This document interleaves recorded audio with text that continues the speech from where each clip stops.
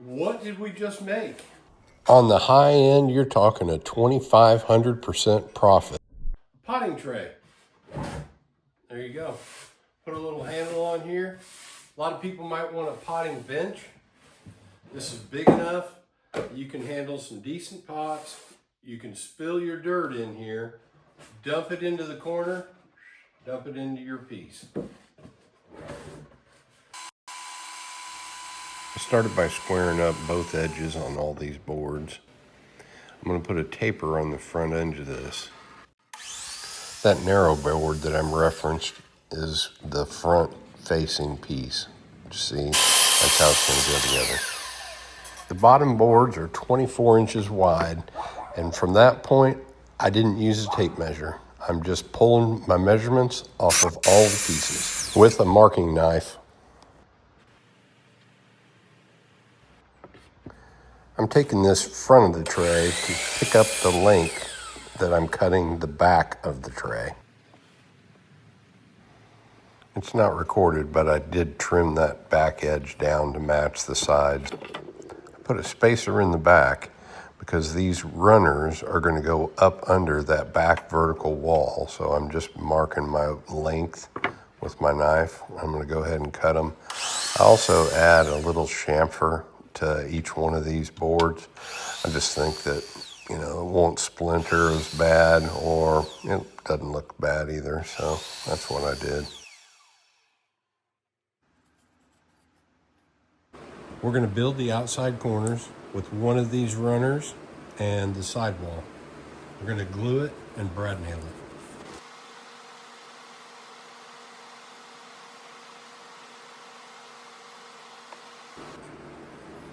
Make sure the chamfer is down, and we're going to flush it up at the chamfer edge. I'm going to let that sit there for just a second, and I'm going to nail it. Let's do this side. So, chamfer side down. It's going to go just like that. I'm not terribly concerned about the glue on the inside, but I don't want a bunch on the outside.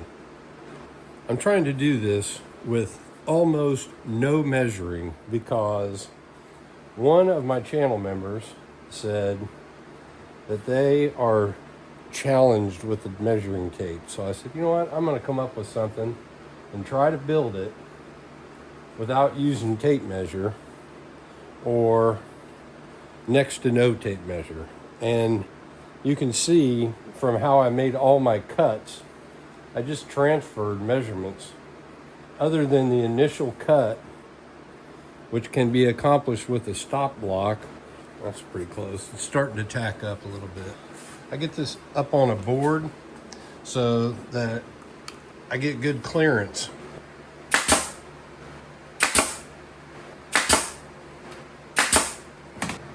And I don't want to overdo it with these clamps.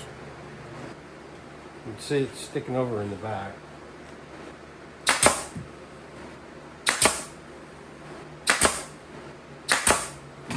Very light clamping pressure.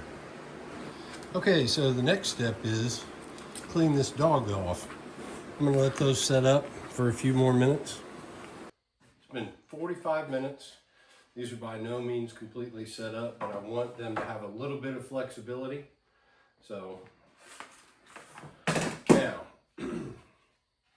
let's get our pieces all laid out, correctly identified, because one of them is longer than the others. And I'm gonna build this so you guys can see from the front edge, at least for now. I'm gonna glue these and brad nail these. Feels good in the neighborhood. The back sits on top of the sled runners on the bottom, and I'm okay with that. So now I know I can just flush up these three corners. These are just kind of holding this in place for me. And I'm gonna put one in, and I'll nail them from the side, and then I'll come back and nail from the bottom. or from the top. It doesn't really matter for something like this.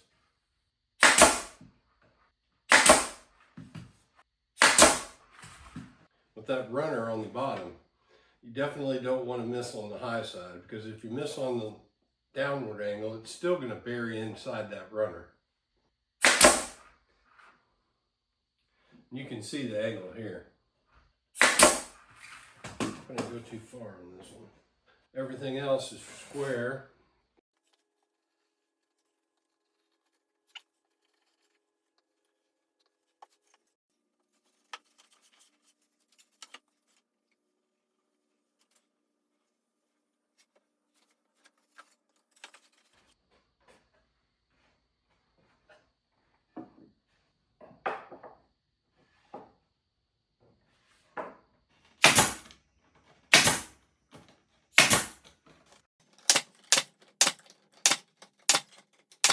Now we don't want this on the ground. We want this elevated to this top edge right here. I like this edge the best. Oh yeah. Put some glue on here. It's really going to soak it into this end grain here, so then I'll come back and put some more on. Picking up what I'm putting down. You have 10 minutes to work with this Titebond 3. So you're going to want to use a waterproof glue. Now I'm going to line up these corners on both ends.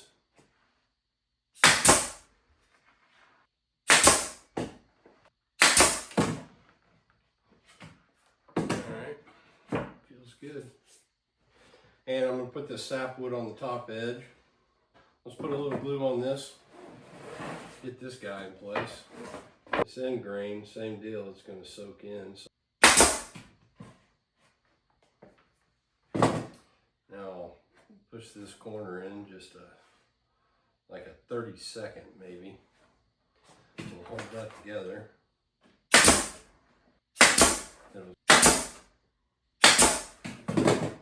Alright, I'm going down this edge and I'm going to pin this together a little better.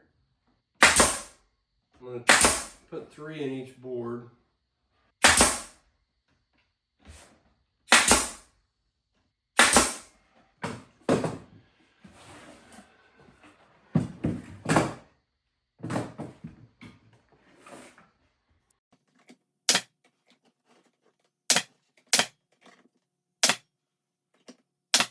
Now we got one more.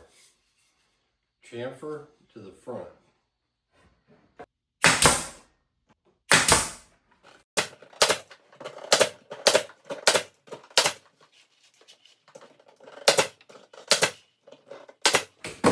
I'm angling them like that. Gives a little bit more grip than just shooting straight in.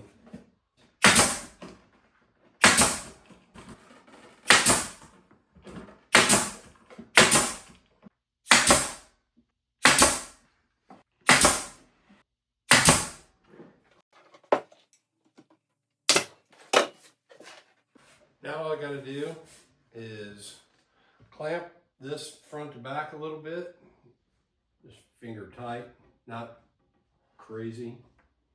I'm just trying to get a little pressure on my glue joints.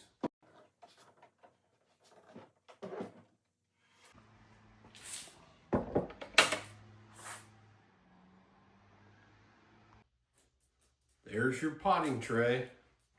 Lightweight, cedar, probably weighs about 4 pounds at the most. This is 2 coats of Helmsman. You can put handles on it if you wanted to. It's got these sled runners. I left the bottom unfinished. Perfect for potting your plants for spring.